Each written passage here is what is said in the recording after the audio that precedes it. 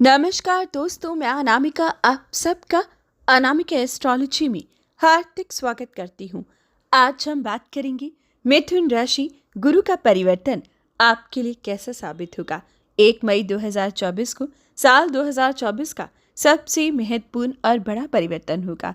1 साल बाद बृहस्पति अपनी राशि बदलेंगे और 12 साल बाद वृषभ राशि में प्रवेश करेंगे। जानते हैं इसका असर मिथुन राशि पर कैसा होगा। दोस्तों, आगे बढ़ने से पहले निवेदन है, वीडियो को लाइक जरूर करें। कुंडली विश्लेषण के लिए वीडियो की स्टार्टिंग में दिए गए व्हाट्सएप नंबर पर टेक्स्ट कर अपॉइंटमेंट फिक्स करें ताकि गोचर और कुंडली के अनुसार सही तरीके से ग्रहों का लाभ उठाया जा सके। हम बात कर रहे हैं बृहस्पति के महापरिवर्तन की। दोस्तों, 12 साल बाद बृहस्पति 12वें भाव में आ रही हैं और ये परिवर्तन 1 मई को दोपहर 12:56 पर होगा, लेकिन इसका असर 100% प्रभाव 2 जून से रहेगा। जी हाँ दोस्तों, क्योंकि 1 मई को बृहस्पति अपनी राशि जरूर बदल लेंगे, लेकिन 3 मई को ही बृहस्पति अस्त हो जाएंगे और 3 मई से लेकर 2 जून तक बृहस्पति अस्त अवस्था में रहेंगे। और अस्त ग्रह ना तो नुकसान देता है और ना ही लाभ देता है। विशेषकर ऐसी स्थिति में उसके परिणाम नहीं मिलते और इसी प्रकार से 2 जून से 12वें का बृहस्पति लाभ या नुकसान देने के लिए तैयार दिखेगा। और अगर इस बार आपके लिए बात करें तो अभी तक बृहस्पति आपके लाभ स्थान में थे। आपके कर्म का और आपके सप्तम का स्वामी है बृहस्पति, यानी कि जब जब बृहस्पति शुभ होता है तो आपका 7th हाउस एक्टिव होता है और आपका 10वां घर जो आपका व्यापार भाव है, आपका कर्म भाव है। लेकिन अब जब बृहस्पति 12वें भाव में आएंगे तो सप्तम और कर्म द्वारा कुछ लाभ और कुछ नुकसान देंगे। जी हाँ दोस्तों, 12वें भाव में बैठा कोई भी ग्रह 100% लाभ नहीं देता और इसका प्रभाव अब से लेकर मई 2025 तक का है। इसलिए मेरी यही आपसे सही सलाह रहेगी कि अगर आप इसके शुभ परिणाम 100% भुगतना चाहते हो और इसके नुकसान से बचना चाहते हो तो आपको गोचर और कुंडली के अनुसार सही उपाय करने चाहिए। इसके लिए समय से कुंडली का विश्लेषण करवा लीजिएगा 1 मई से पहले, ताकि आप समय से उपाय कर इन परेशानियों से बच सको। वीडियो की स्टार्टिंग में नंबर दिया है।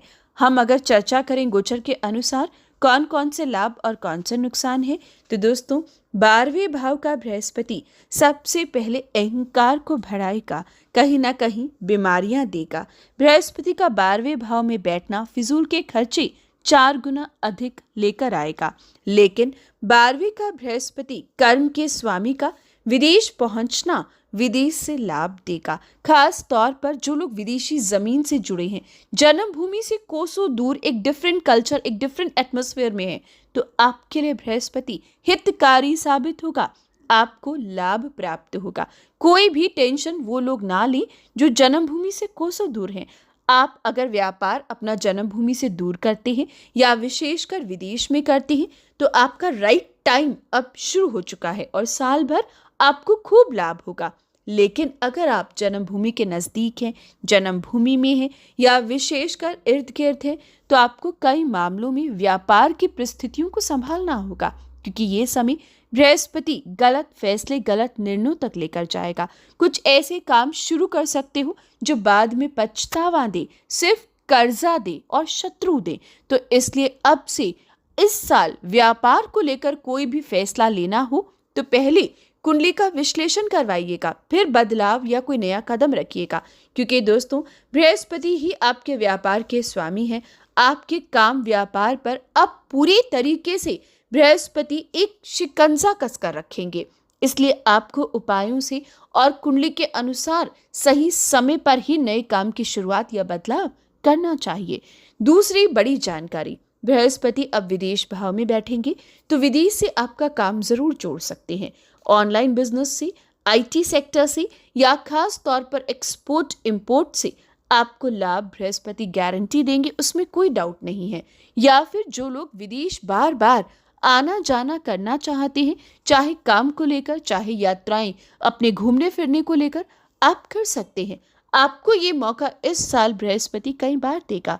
या फिर जो लोग विदेश में परमानेंट रेजिडेंसी की इच्छा रखते हैं, खास तौर पर शादी विदेश में जाकर करना चाहते हैं या फिर व्यापार के लिए बाहर है, आपको परमानेंट रेजिडेंसी मिल सकती है। बृहस्पति का गोचर में 12वें भाव में जाना आपको विदेश में वर्क परमिट दे सकता है, विदेशी जमीन में विवाह के योग दे सकता है।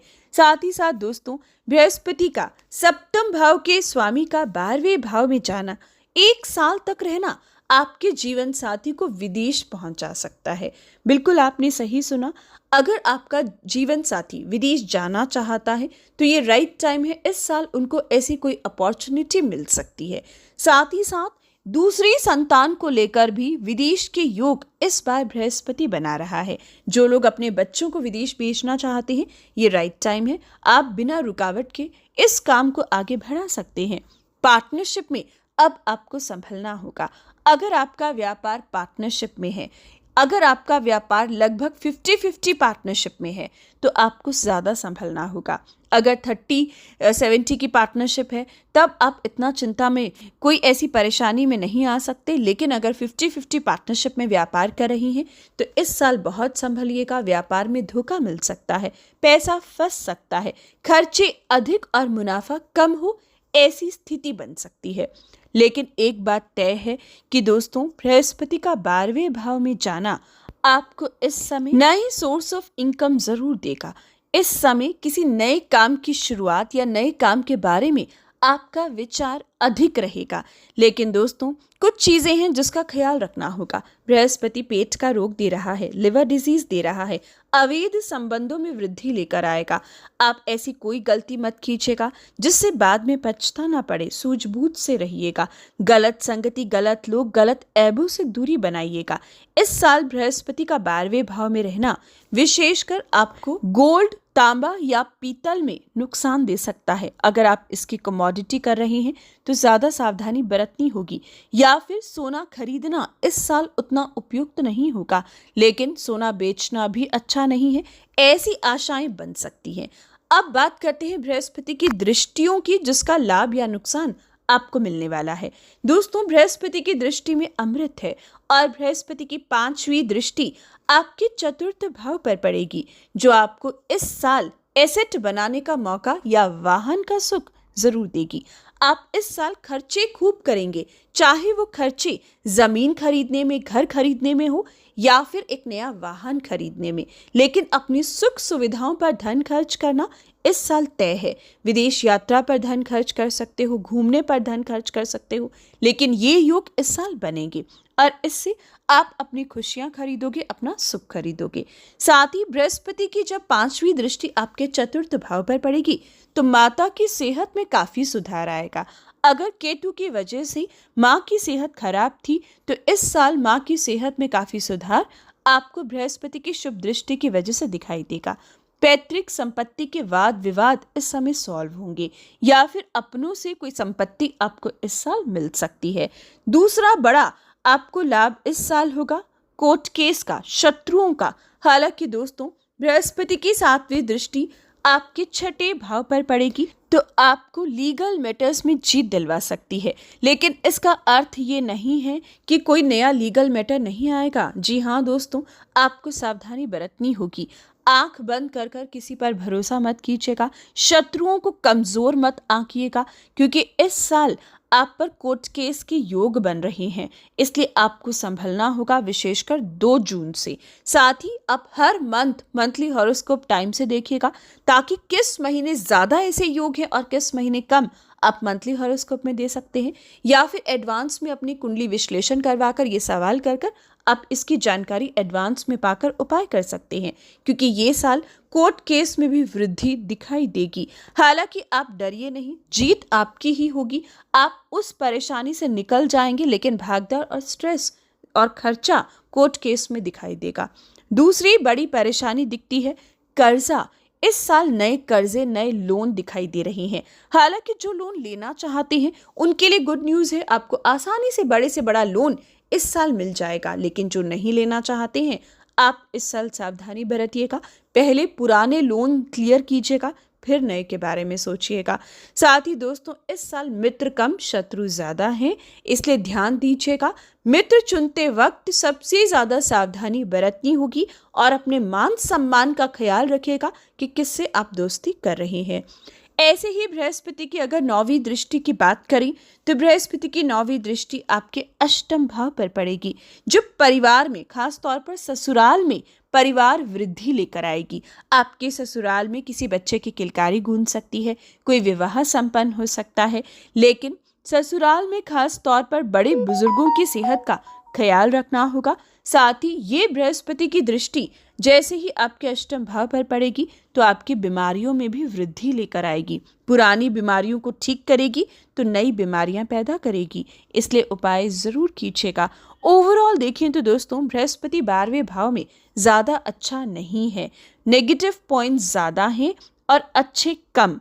इसलिए आपको कुंडली का विश्लेषण करवाकर 100% चीज़ों को पॉजिटिव में बदलना चाहिए और नेगेटिविटी को ख़त्म करना चाहिए। इसके लिए अगर हम जनरल रेमेडी की बात करें तो इस साल पीपल के पेड़ पर जल आपको नियम से हर शनिवार और बृहस्पतिवार देना चाहिए।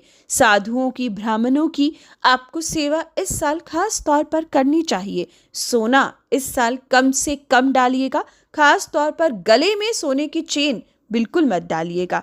साथ ही इस साल बृहस्पतिवार के दिन बड़े फैसले लेने से पहले 10 बार सोचिएगा। बृहस्पति बीज मंत्र नियम से पढ़िएगा। भगवान विष्णु की आराधना करना और पीली वस्तुओं का दान पुण्य करना इस साल इम्पोर्टेंट रहेगा। बाकी उपाय कुंडली के अनुसार करेंगे तो ज़्यादा अच्छा होगा। तो दोस्तों, ये थी विशेष जानकारी। घबराइए नहीं, एक ग्रह कमज़ोर है तो शनि काफ़ी बलवान है जो आपको बहुत कुछ देगा।